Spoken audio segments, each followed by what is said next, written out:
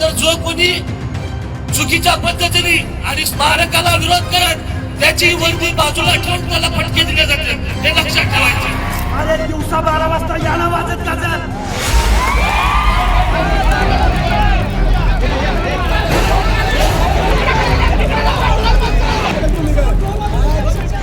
छत्रपती शिवाजी महाराजांच्या नावानं जातीय राजकारण केलं जात असून समाजांमध्ये स्वतःच्या स्वार्थासाठी तेढ निर्माण करण्याचा प्रयत्न केला जातोय का, असा प्रश्न सध्या उपस्थित झालाय. आणि त्याचं कारण म्हणजे अंजनगावमधील अगदी काही दिवसांपूर्वी रातोरात बसवण्यात आलेला पुतळा आणि त्यावरून 2 पेटून उठलेले समाज.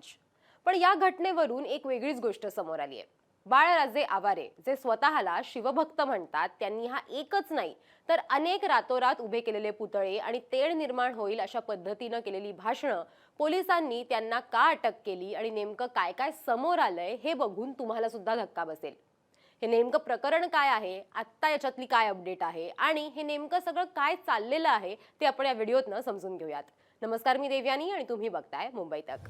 या संपूर्ण व्हिडिओमध्ये मी तुम्हाला जे स्क्रीनवरती व्हिज्युअल्स दाखवणार आहे ते तुम्ही नीट बघा, त्यातून सुद्धा तुम्हाला जो घटनाक्रम आहे तो अगदी स्पष्ट होईल.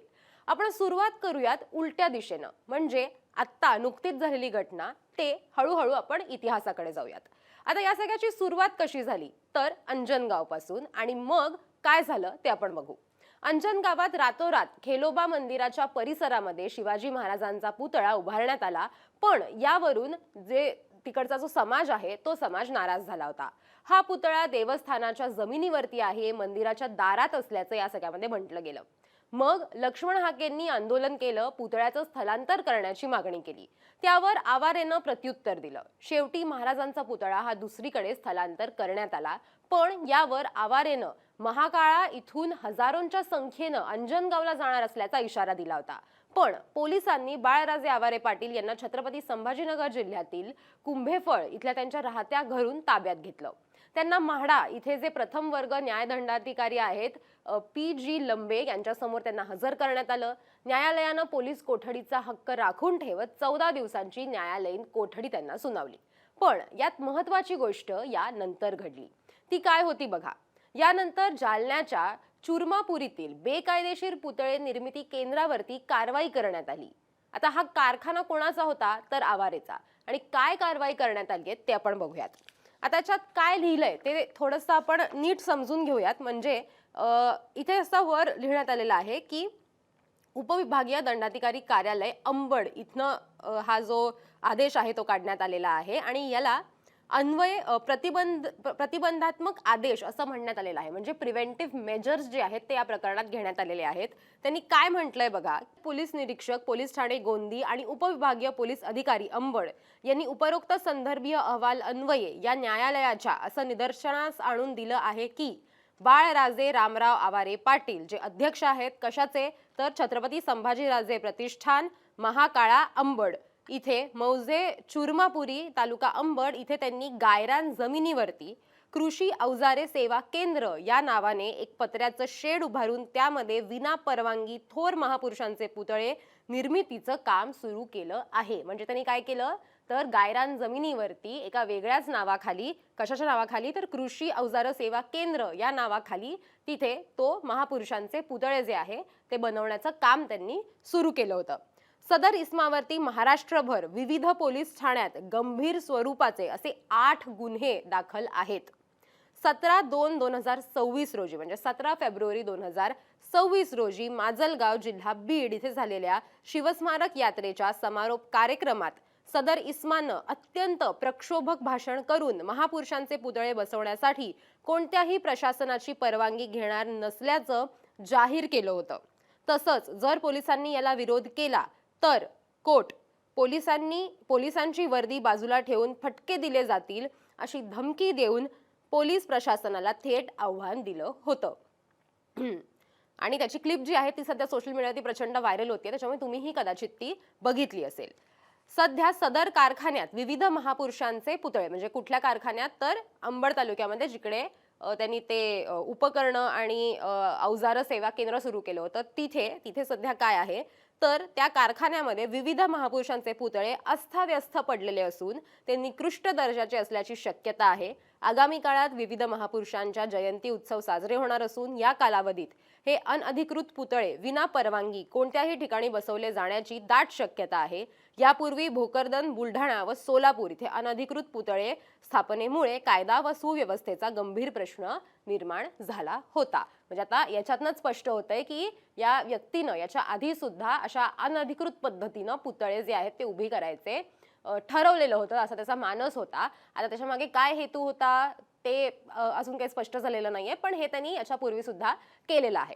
आता जे अंजनगावमध्ये झालं त्यात आपल्याला एक गोष्ट समजून घेणं गरजेचं आहे। म्हणजे पुढे काय लिहिलंय आपण ते बघूयात की काय एक्झॅक्टली आदेश दिलेत। पण अंजनगावमध्ये सुद्धा काय झालं, रातोरात पुतळा बसवला आणि म्हणून तिथल्या समाजानं त्या गोष्टीला विरोध केलेला होता। आता याच्यात आणखीन एक गोष्ट जी महत्त्वाची आहे जी समजून घ्यायला हवी ती अशी आहे की त्यांनी हे स्पष्टपणे सांगितलेलं होतं। म्हणजे त्यावेळेला जिथे आंदोलन जेव्हा ते सुरू होतं त्यावेळेला त्यांनी म्हटलं की आम्हाला सुद्धा छत्रपती शिवाजी महाराजांचा आदर आहे, पण आमच्या देवस्थानाच्या दारातच अगदी हा पुतळा उभारण्याची काय गरज आहे? ती देवस्थानाची मंदिर आहे आणि तुम्हाला जर शिवाजी महाराजांचा पुतळा बसवायचा आहे तर मग तो तुम्ही दिवसा ढवळ्या भर उजेडात येऊन का बसवत नाही? तुम्हाला तो रातोरात बसवण्याची का गरज पडते?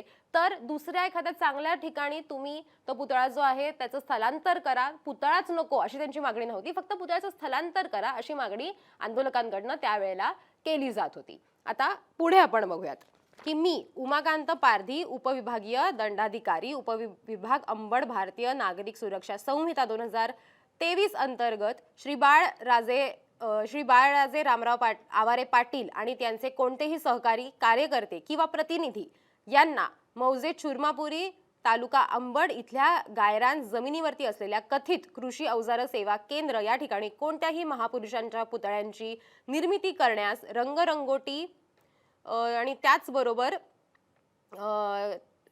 साठवणूक करण्यास याद्वारे सक्त मनाई करण्यात येत आहे। दुसरा मुद्दा, सदर ठिकाणाहून तयार असलेले किंवा अर्धवट तयार असलेले कोणतेही पुतळे इतरत्र स्थलांतरित करण्यास किंवा वाहतूक करण्यास मनाई करण्यात येत आहे। कायदा व सुव्यवस्थेचा प्रश्न निर्माण होऊ नये म्हणून आगामी आदेशापर्यंत सदर पुतळे निर्मिती केंद्राचं कामकाज पूर्णतः बंद ठेवण्याचे आदेश देत आहे। हा आदेश तात्काळ प्रभावाने लागू राहील आणि भारतीय नागरिक सुरक्षा संहिता 2023च्या नुसार हा आदेश जो आहे तो निर्गमित झाल्याच्या तारखेपासून पुढील 60 दिवसांपर्यंत किंवा या न्यायालयानं सदर आदेश त्यापूर्वी रद्द न केल्यास अंमलात राहील असं याच्यामध्ये नमूद करण्यात आलेलं आहे। आता हा झाला या सगळ्या प्रकरणातला, या सगळ्या संबंधित गोष्टींमधला आदेश। आता ज्या यात्रेचा यामध्ये उल्लेख केलेला आहे ती यात्रा काय होती ते बघा। तुमच्या स्क्रीनवरती तुम्हाला व्हिज्युअल्स दिसत असतील। जालन्याच्या महाकाळा इथून शिवस्मारक यात्रेला प्रारंभ जो आहे तो झालेला होता। महाकाळा इथून 51 अश्वारूढ पुतळ्यांची शोभायात्रा काढण्यात आली होती।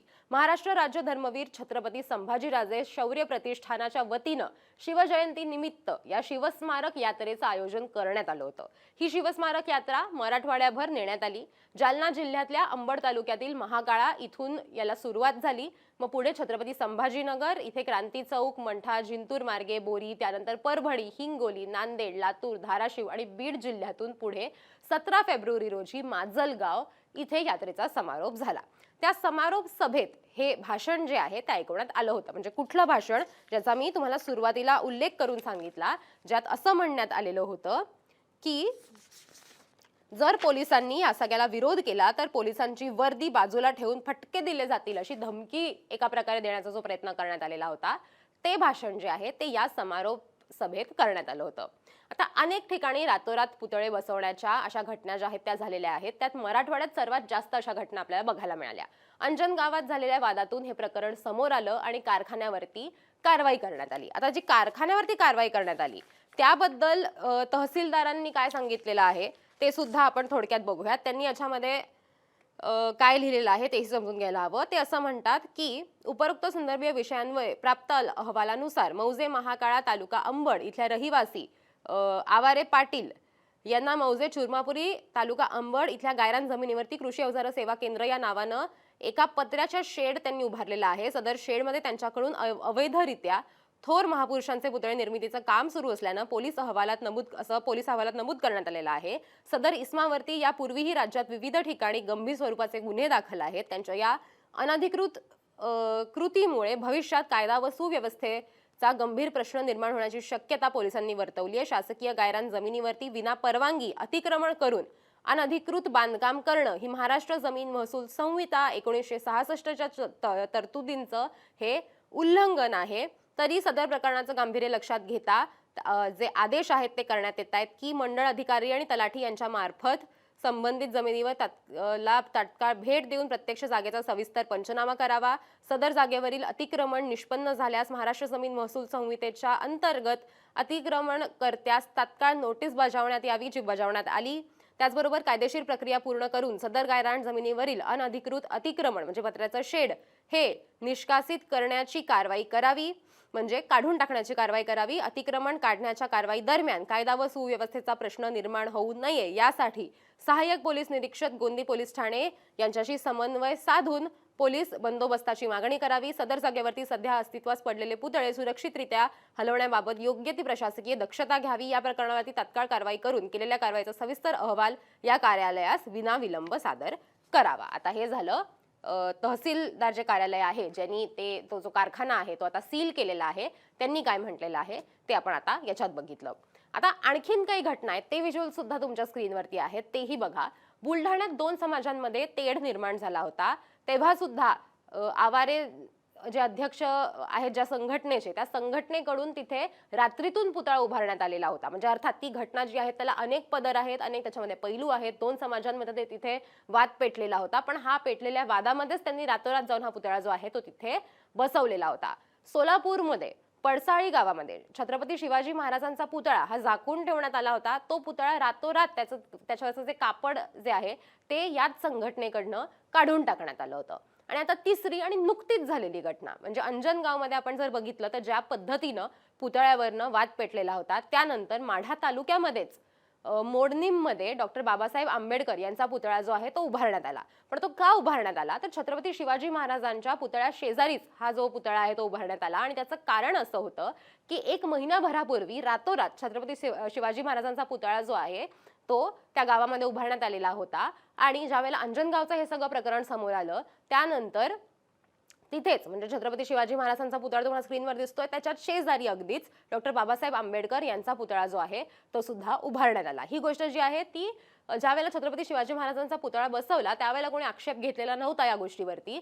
पण ज्या पद्धतीनं हे सगळं वातावरण आता पेटलेलं आहे महाराष्ट्रामध्ये ते बघता तिथे सुद्धा डॉक्टर बाबासाहेब आंबेडकरांचा पुतळा जो आहे तो बसवण्यात आला. आणि पुन्हा एकदा तिकडे सुद्धा कायदा आणि सुव्यवस्थेचा प्रश्न निर्माण होईल की काय अशी शंका वाटत होती. तिथे सुद्धा जरा गोंधळ बघायला मिळाला होता. आणि आता हे 2 पुतळे जे आहेत ते समोरासमोरच जे आहेत ते उभे करण्यात आले होते. आता हे महाराष्ट्रात सुरू असलेलं पुतळ्यांचं राजकारण हे नक्की कोण करतंय, का केलं जातंय, या आवारे पाटील यांना नक्की कोणाचा पाठिंबा आहे, त्याला काही राजकीय पाठिंबा आहे का किंवा राजकीय पाठबळ देण्यात आलेला आहे का, हे प्रश्न जे आहेत ते सुद्धा याच्यामध्ये निर्माण होतात. आता अनिल कुमार गीते काँग्रेसचे त्यांनी काय म्हटलेलं आहे बघा. त्यांनी एक फोटो ट्विट केलाय आणि ते असं म्हटलेत की बाळ्या यांच्याकडून पैसे घेऊन समाजात भांडणं लावतोय याची माहिती या आमदाराला नसेल का. आणि आमदारांबरोबरचा आवारे पाटील यांचा जो फोटो आहे तो त्यांनी तिथे ट्विट केलेला आहे.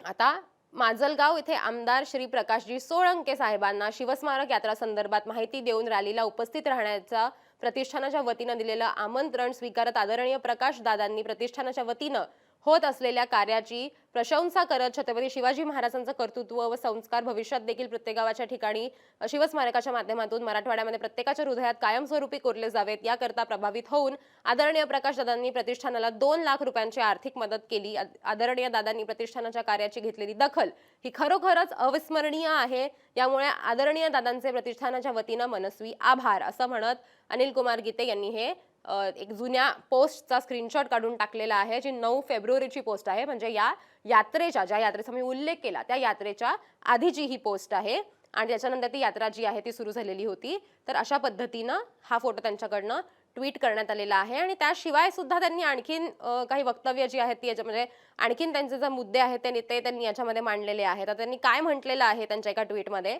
तेही आपण थोडक्यात समजून घेऊयात. ते असं म्हणालेले आहेत या सगळ्यामध्ये म्हणजे हा फोटो तर त्यांनी ट्विट केलाच पण त्यांनी जो जुना भाषणाचा एक स्क्रीनशॉट होता तो स्क्रीनशॉटही शेअर केला. आणि त्यांनी असंही म्हटलं एक बातमी जी आहे दिव्य मराठीची त्याचा सुद्धा त्यांनी स्क्रीनशॉट टाकलेला आहे. आणि त्यात ते म्हणतात की 30,000चा फायबरचा पुतळा 1.5 लाखात विकून झटक्यात 5 पट कमाई. वरून पैसे घेऊन पुतळा दिला आणि त्याच्या खाली स्वतःचा बॅनर, त्यावरती स्वतःचा आणि गुरुचा फोटो लावून जाहिरातबाजी असे धंदे आजकाल अनेकांनी मांडलेत. अंजन गावात तर बाळ्या आवारे यांचा प्रकार चांगलाच उघड झालेला आहे. छत्रपती शिवाजी महाराज आमची अस्मिता आहेत, त्यांच्या नावावर धंदा करणाऱ्यांना, चोरट्यांना जनता माफ करणार नाही असं म्हणत सुद्धा त्यांनी एक ट्विट जे आहे ते केलेलं आहे. सो या सगळ्याला एक राजकीय वळण महाराष्ट्रात येताना आपल्याला बघायला मिळतंय. समाजांमध्ये तेढ निर्माण करायचा प्रयत्न या सगळ्यातनं होतोय का, असाच प्रश्न या सगळ्यामध्ये उपस्थित होतो. हे सगळं जर केलं जात होतं तर विनापरवानगी प्रशासनाला कुठलीही माहिती न देता रातोरात असे पुतळे कसे काय उभारण्यात येत होते. अर्थातच कुणाचाही छत्रपती शिवाजी महाराजांचा पुतळा उभारायला कुणीही परवानगी नाकारेल अशातला भाग नाहीये. पण ज्या वेळेला तुम्ही एखाद्या पब्लिक प्रॉपर्टीवरती पुतळे उभे करत असता त्यावेळेला तुम्ही तिथली प्रॉपर परवानगी घेणं हे गरजेचं आहे. म्हणजे त्या पुतळ्याची देखभाल जी आहे ती सुद्धा नीट केली जाते. दुसरा मुद्दा की जर हे सगळं केलं जात होतं तर याला नेमकं कोणाचं फंडिंग होतं आणि जे आरोप होत आहेत त्यांच्यामध्ये काही तथ्य आहे का. आणि तिसरा मुद्दा म्हणजे की आता एका अंजनगावच्या घटनेमुळे महाराष्ट्रात याच्या आधी ज्या घटना घडलेल्या आहेत त्या आणि येणाऱ्या काळामध्ये होणाऱ्या घटना या सगळ्यावरती सगळ्यांचं लक्ष केंद्रित झालेलं आहे. त्याच्यामुळे प्रशासनाकडनं सरकारकडनं याच्यावरती आता काय पावलं उचलली जाणार आहेत. म्हणजे अर्थात प्रिव्हेंटिव्ह मेजर्स जे आहेत ते घेण्यात आलेले आहेत. या सगळ्यामध्ये आवारेला अटक सुद्धा करण्यात आलेली आहे, न्यायालयीन कोठडी देण्यात आलेली आहे. पण प्रिव्हेंटिव्ह मेजर्ससाठी जे आदेश जे आहेत ते सुद्धा काढण्यात आलेले आहेत. पण तरी सुद्धा पुढे हे होणार नाही याची खात्री कशा प्रकारे प्रशासनाकडनं सरकारकडनं घेतली जाणार आहे हा याच्यातला तिसरा महत्त्वाचा मुद्दा आहे. तुम्हाला या सगळ्या प्रकाराबद्दल काय वाटतं मला कमेंट करून नक्की सांगा आणि असेच व्हिडिओज बघण्यासाठी मुंबई तकला सबस्क्राईब करायला विसरू नका.